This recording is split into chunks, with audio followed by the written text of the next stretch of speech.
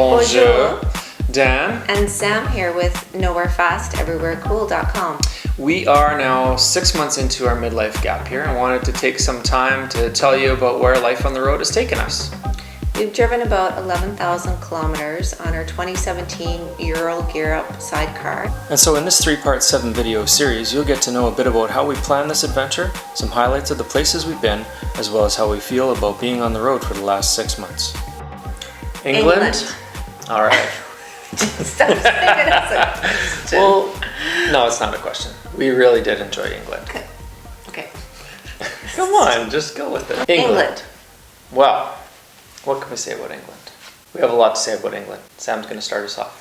Well, we really loved the country life in England. We tried as best as possible to stay away from the major centers because it is very busy and people drive very fast in England.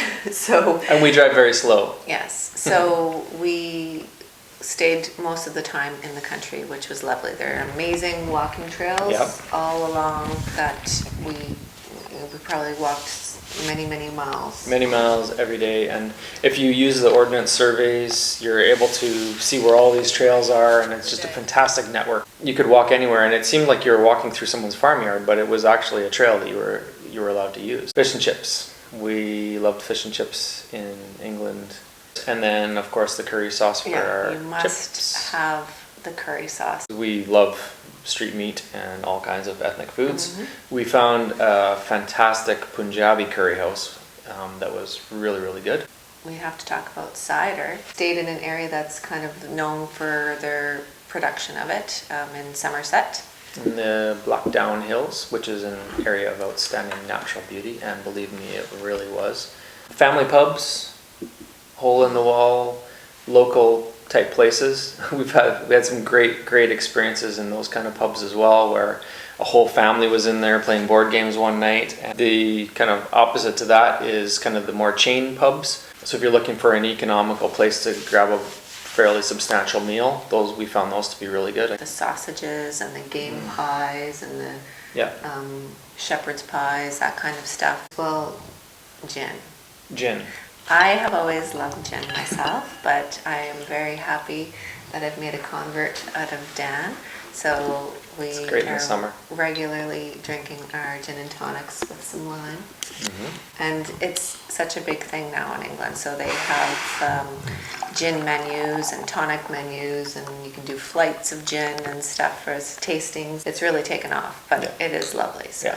And the cream tea down in the Devon area that it's famous for. So you get a tea and a scone, usually warm, freshly made, homemade, with maybe some berries or raisins or something in it, and lovely whipped clotted cream that'd be served with, and homemade jams and jellies. Great breakfasts everywhere we went, like super economical, full English, Irish, and Welsh breakfasts. It was that was a really great thing. It was hard not to eat it every single day. Dan loves his breakfast, which is very hard when you're in France because the French really don't do breakfast. They'll do maybe a little pastry and a small cup of coffee, and that'll be it. It's hard to wait for lunch. Breakfast was great for Dan in the UK. One of the other things that, of course, being on an island, there's always going to be these great coastal drives and beaches.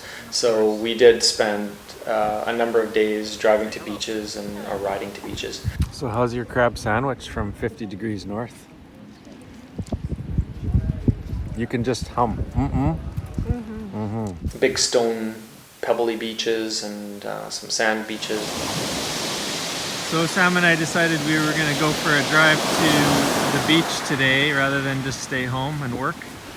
So we decided to head out south, a little bit west I guess, but this is the coast just off of a small little town called Seaton, S-E-A-T-O-N. One of the other things we noticed about England is, despite how busy and kind of a crazy place it is at times, everywhere we went, people were just really friendly.